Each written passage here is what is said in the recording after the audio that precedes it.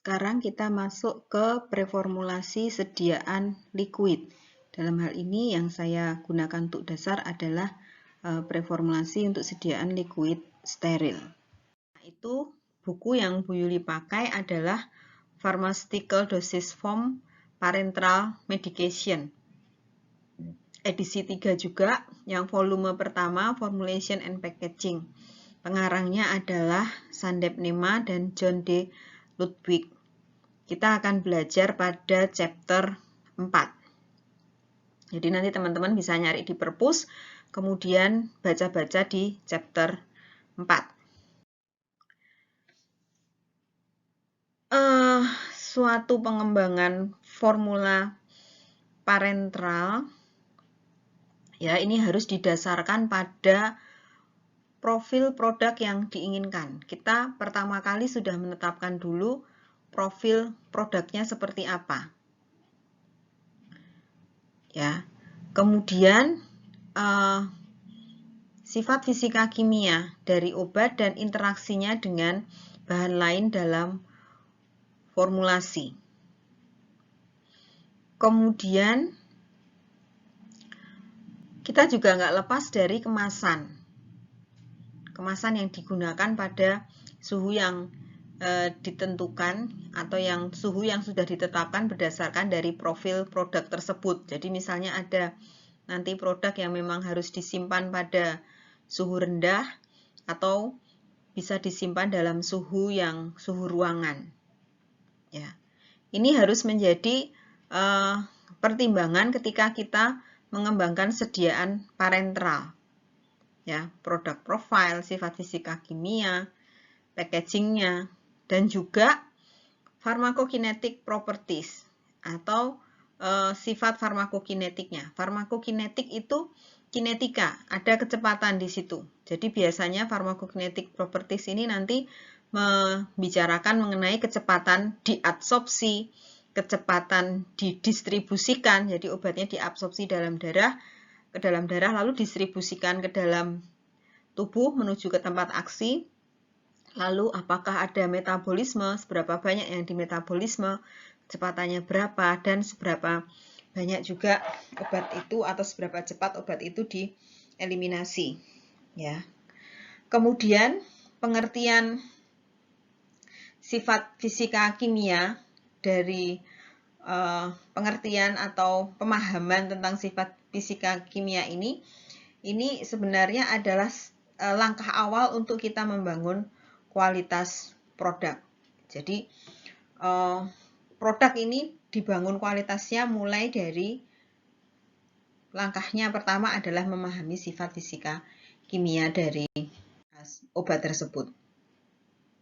Ya, ini adalah physicochemical properties of drug compound. Ya, molecular weight. Ini adalah molecular properties.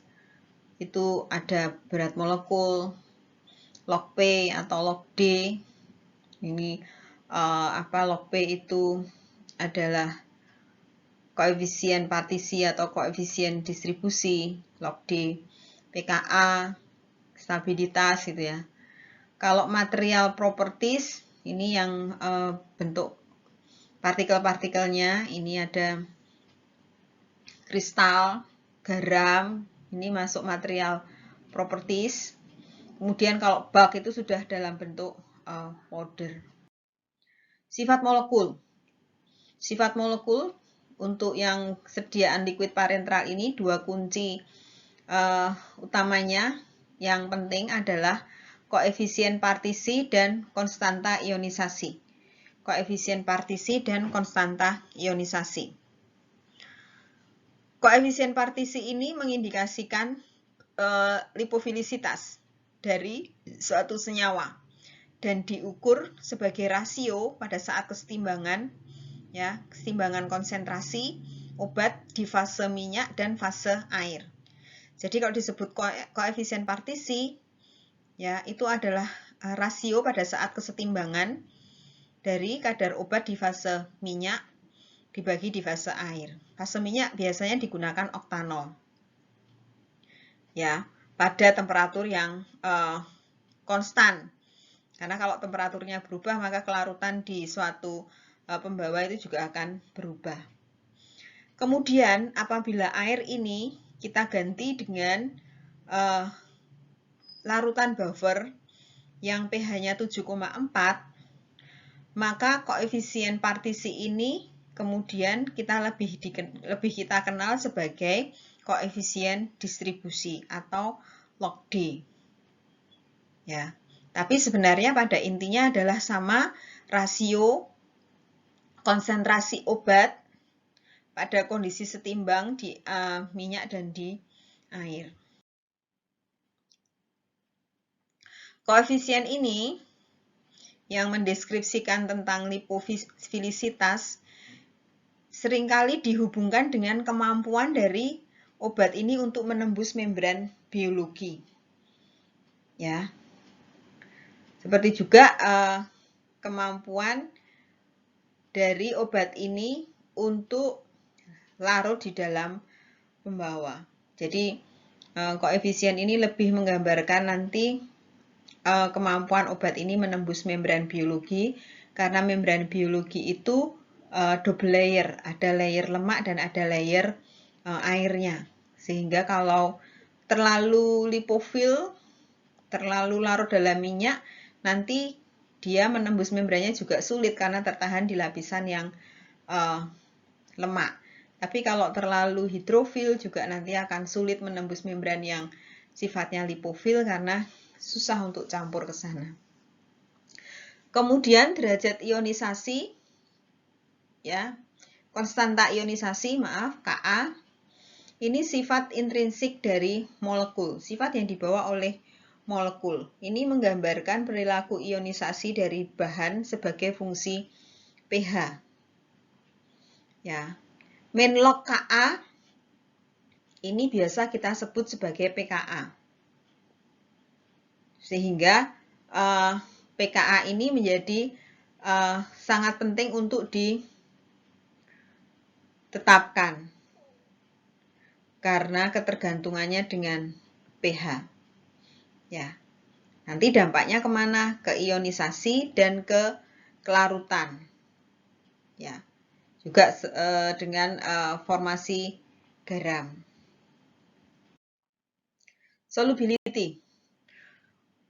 Solubility atau kelarutan ini adalah konsentrasi obat dalam larutan pada saat kesetimbangan dengan kelebihan solid. Ya, jadi ini kelarutan jenuh sebenarnya yang disebut kelarutan itu adalah kelarutan jenuh dari obat. Kalau kemarin definisinya di farmasi fisika ini masuk ke definisi yang kelarutan jenuh. Ya, jadi konsentrasi obat di dalam larutan pada saat kesetimbangan. Kemudian kelarutan dalam air ini sangat relevan untuk pengukuran aktivitas biologi. Ya, aktivitasnya obat ini di dalam makhluk hidup, ketersediaan hayatinya dan juga strategi formulanya. Ya, nanti kita banyak pembawanya adalah air. Selama studi preformulasi ini kita menentukan kelarutan tidak hanya pada air, walaupun sebagian besar itu pada air, tapi juga pada yang larutan bukan air yang digunakan dalam formula di farmasi. Jadi tidak semuanya sebenarnya, tapi cukup pada pembawa-pembawa yang bukan air yang digunakan di farmasi. Sistem aqua, sistem air di sini termasuk buffer, kemudian surfaktan, solusio, ya, aqueous system termasuk di situ buffer, surfaktan solusio, larutan surfaktan, kemudian larutan pengkompleks. Itu masuk dalam sistem air. Jadi tidak hanya air saja, kalau tadi ada buffer yang 7,4 misalnya buffer fosfat, itu masuk dalam sistem air. Sistem yang non-air di sini termasuk kosolven, misalnya etanol, gliserol, polyethylene glycol, dan minyak-minyak ya, seperti soybean oil, glycofurol. Ya, ini yang masih digunakan di sediaan farmasi, yang non-aqueous system, yang bukan air di situ. Kemudian profil pH dan kelarutan ini juga penting di preformulasi sediaan liquid ini. Ya, kenapa begitu? Karena banyak sekali bahan aktif farmasi itu merupakan asam lemah atau basa lemah. Sehingga nanti kelarutannya itu tergantung pada pH. Jadi kelarutan ini sangat bervariasi pada banyak bahan-bahan obat di farmasi. Kenapa? Karena tergantung pada pH, sehingga kita perlu mengadjust pH. Ya, membuat pH itu sesuai dengan pH yang kita kehendaki untuk bisa mencapai kelarutan yang diinginkan. Biasanya kemudian dengan penambahan buffer. Nah, ini figur 1, gambar 1 di situ contoh pH dan kelarutan, profil pH dan kelarutan. Ya, di tengah di situ yang tadinya datar dalam bentuk salt, kemudian di titiknya itu adalah pKa-nya, kemudian ketika dia masuk di melebihi pKa-nya, maka kelarutannya akan turun karena membentuk free base di situ, bentuk basa bebasnya, kelarutannya turun. Nah, di bawahnya itu karena kelarutannya, karena bentuknya garam di pH yang rendah, ya ini untuk basa lemah, maka dia membentuk garam sehingga kelarutannya tinggi.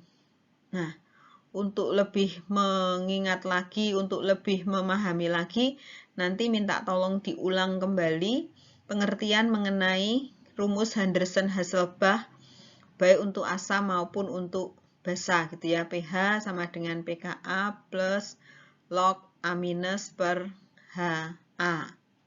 Nah, kalau HA-nya tinggi, ini nanti kan berarti pas yang kelarutannya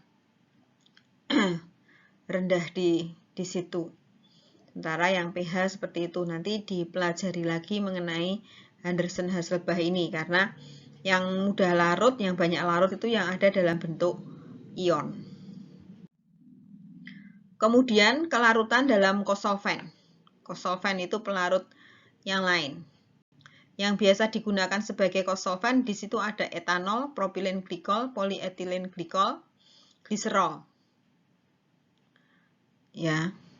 Ini banyak digunakan di kefarmasian untuk meningkatkan kelarutan ketika kelarutannya dalam air ini tidak cukup untuk mencapai level yang kita inginkan. Dalam beberapa kasus, dengan penggunaan yang kosolven yang tepat ini dapat meningkatkan secara signifikan kelarutannya. Jadi tidak semua bisa seperti itu, harus mempunyai kosolven atau mencari kosolven yang tepat. Mekanisme di balik itu, kenapa penambahan kosolven ini bisa meningkatkan kelarutan? Ini adalah hubungannya dengan polaritas atau konstanta dielektrik dari solvent system. Jadi sistem pelarutnya. Kalau pelarutnya itu polaritasnya mirip dengan obatnya, maka dia akan menjadi lebih mudah larut. Ya, jadi yang berlaku adalah prinsip like dissolve like. Kalau polar, maka dia akan larut di pelarut polar. Begitu juga sebaliknya. Larut itu kan ada interaksi antara pelarut dan zat yang dilarutkan. Kalau zat yang dilarutkan polar, itu energinya tinggi, sementara pelarutnya non-polar, energinya rendah, maka yang non-polar ini tidak bisa memecah ikatan yang tinggi, sehingga tidak bisa terjadi interaksi. Maka itu prinsip like dissolve like ini berlaku di kelarutan ini. Kemudian kelarutan dalam sistem surfaktan. Surfaktan itu senyawa yang digunakan untuk menurunkan tegangan permukaan dari suatu bahan. Ya. Nah, surfaktan ini biasanya amfifilik. Jadi dia mempunyai gugus hidrofil maupun gugus hidrofob. Di mana pada surfaktan ini, gugus-gugus ini akan berorientasi pada gugus yang sama. Artinya surfaktan ini nanti dengan obat, itu dia akan mengikat pada bagian hidrofobik dari obat, dan kemudian surfaktan ini akan mengikat air pada gugus yang hidrofilik. Sehingga apa? Sehingga obat ini bisa larut karena dibantu oleh surfaktan ini.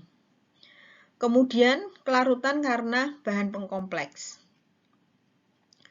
Bahan pengkompleks ini ada semacam ligan untuk membantu melarutkan, ya.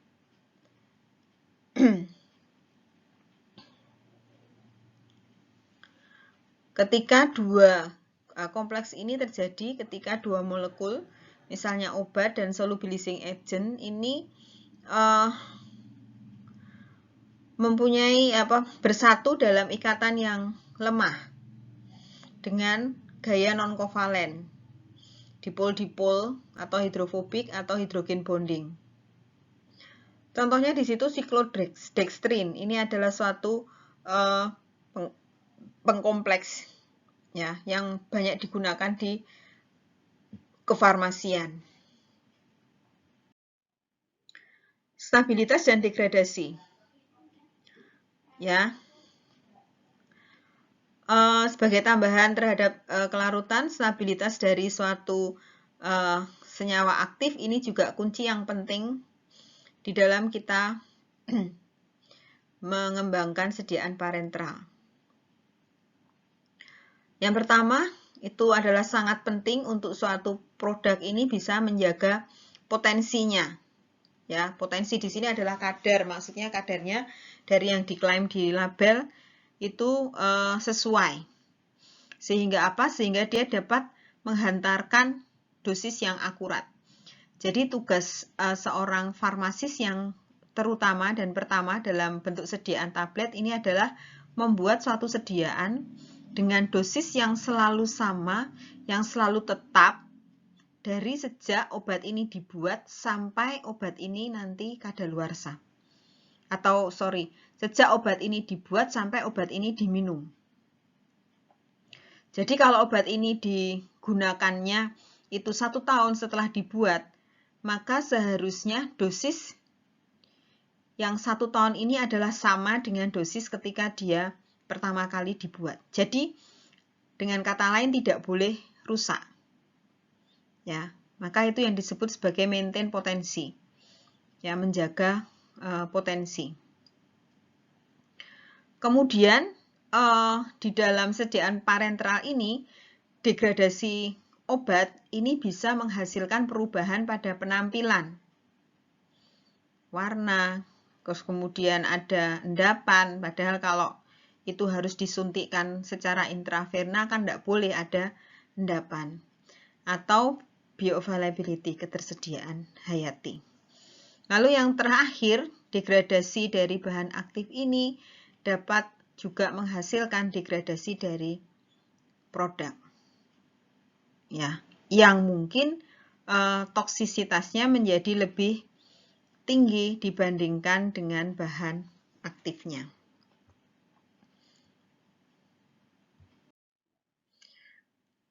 Kemudian seleksi bentuk. Ini misalnya bentuk garam. Ya. Kemudian banyak obat di situ biasanya asam lemah atau basa lemah. Dan konsekuensinya ada suatu range dari garam. Karena reaksi dari variasi basa atau asam. Jadi kalau obatnya asam lemah, dia dalam situasi atau dalam pembawa basa, maka dia bisa membentuk salt formation, formasi garam. Demikian pula sebaliknya. Nah, formasi asam ini bisa mengubah sifat fisika kimia, biofarmaseutikal, jadi biofarmasinya, dan processing properties dari obat. Ya. Dan ini bisa saja tidak menyebabkan perubahan dari sifat farmakologinya. Kemudian seleksi karena polimorfi. Nah, polimorfi ini memang concern-nya dalam konteks sediaan solid. Ya, karena nanti terkait ke processing dan bioavailability. Walaupun demikian, polimorf ini juga bisa berpengaruh atau berdampak pada sediaan parentral. Ya. Dari sisi mana? Dari sisi solubilitasnya, disolusinya, higroskopisitasnya gitu ya. Karena sediaan parentral ini nanti ada yang disimpan dalam bentuk keringnya. Sehingga sebelum diinjeksikan dia harus dilarutkan. Nah, ini pemilihan bentuk kristalnya harus diperhatikan. Struktur kristal yang beda maka akan memberikan energi bebas yang berbeda. Ya, sebagai hasil dari packingnya, sebagai hasil dari penataannya mereka, strukturnya. Sehingga nanti hasilnya adalah perbedaan pada kelarutan. Kristal yang paling stabil itu biasanya mempunyai kelarutan yang paling rendah. Ya. Tapi juga stabilitas yang paling tinggi biasanya.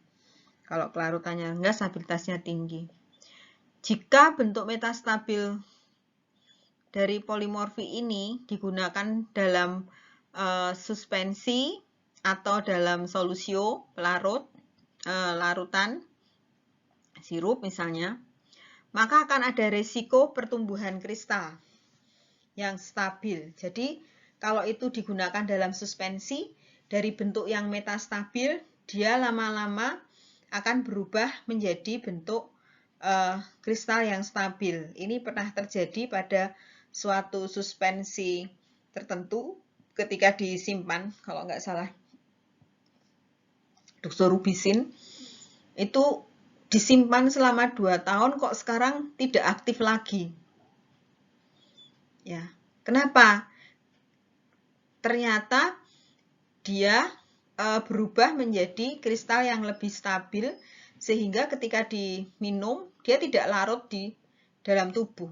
Sehingga kalau tidak larut di dalam tubuh dia tidak bisa diabsorpsi. Dan akhirnya dia tidak mempunyai aktivitas. Ya, ini diketahui setelah proses penyimpanan yang lama. Ya, ini harus diperhatikan hal-hal semacam itu. Kemudian di sini itu sudah dijelaskan sebenarnya di awal tentang kristal ya di bagian sebelumnya. Kalau ada solvent yang masuk dalam struktur kristal, maka itu disebut sebagai sulfat. Kalau solventnya air, maka disebut sebagai hidrat. Dan hidrat dari obat ini lebih stabil dibandingkan bentuk anhidrat. Ya, karena bentuk yang hidrat itu kelarutannya lebih rendah dibanding yang anhidrat. Ini lebih stabil. Kalau kelarutan dan stabilitas itu bolak-balik gitu ya. Kalau stabilitasnya tinggi, biasanya kelarutannya rendah. Demikian pula sebaliknya.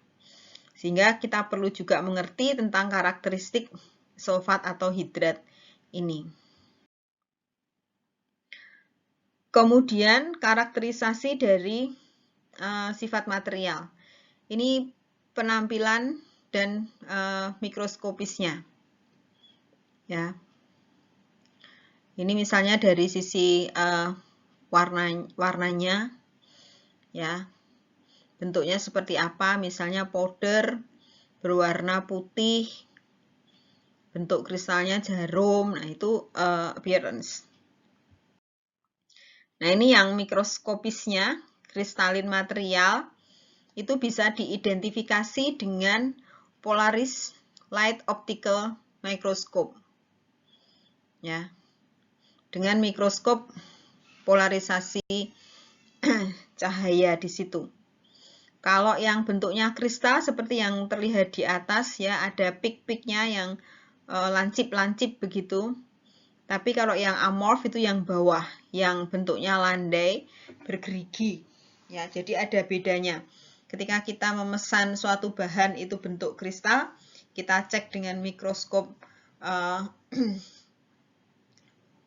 cahaya terpolarisasi ini, langsung keluar hasilnya, langsung kita bisa identifikasi ini amorf atau kristal.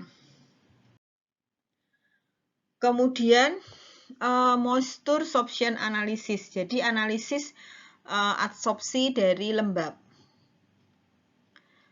Berat dari sampel itu dimonitor pada saat dia terpapar oleh lembab yang berbeda.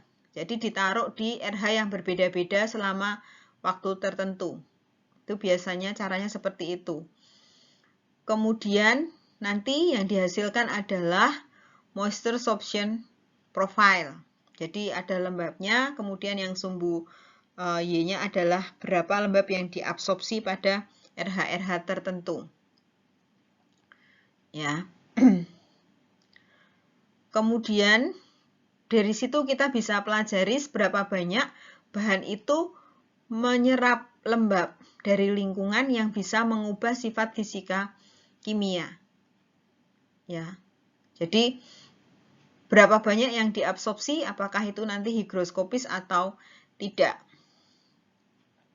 Yang kristalin material ini biasanya mengabsorpsi sangat sedikit air karena memang dia strukturnya sudah stabil, energi bebasnya rendah, dia tidak ingin lagi berinteraksi dengan senyawa yang lain. Ya. Jadi kecenderungannya untuk mengabsorpsi rendah pada permukaan, ya, kecuali mereka memang mengambil molekul air itu kemudian memasukkannya dalam kristal latis untuk membentuk suatu hidrat. Hidrat ini dikarakterisasi dengan pengambilan sejumlah air dalam kondisi stoikiometri, ya, dan stabil pada range pH tertentu. Jadi pembentukan hidrat ini bisa terjadi karena perubahan RH. Untuk obat-obat yang anhidrat misalnya, ketika dibuat dalam industri farmasi yang RH-nya 50%, ketika kemudian kita ambil di apotek, kemudian dibuka, dipaparkan RH 75%, ya, di lingkungan kita, maka bisa jadi dia mengambil air dari lingkungan dan mengubahnya menjadi bentuk hidrat. Delisquescence ini muncul ketika material itu mengabsorpsi air dalam jumlah yang cukup untuk kemudian melarutkannya menjadi bentuk liquid. Jadi dia menyerap air dalam jumlah yang cukup, lalu dirinya sendiri itu larut di situ. Itu yang disebut deliquescence. Nah, interaksi, bagian berikutnya interaksi antara bahan obat dengan komponen formulasi. Ini desain untuk compatibility study dengan excipient. Ya, excipient itu biasanya disebut sebagai bahan yang tidak aktif, yang berbeda dengan active pharmaceutical ingredient atau senyawa aktif. Jadi kalau yang excipient itu tidak mempunyai aktivitas farmakologis. Walaupun demikian, ya, dia bisa mempengaruhi aktivitas farmakologi. Ya, karena ya nanti ada pengaruhnya kemana, ke kinetikanya, kecepatan diabsorpsinya, atau di mana gitu ya. Kemudian eksipien ini dapat menimbulkan efek yang bisa diduga maupun efek yang tidak terduga ya terhadap sifat fisika, kimia, dan stabilitas dari suatu obat. Ya. Terhadap stabilitas fisis maupun kemis dari suatu obat. Ya. Jadi asesmen mengenai kompatibilitas ini juga sungguh suatu langkah yang penting di dalam tahap preformulasi.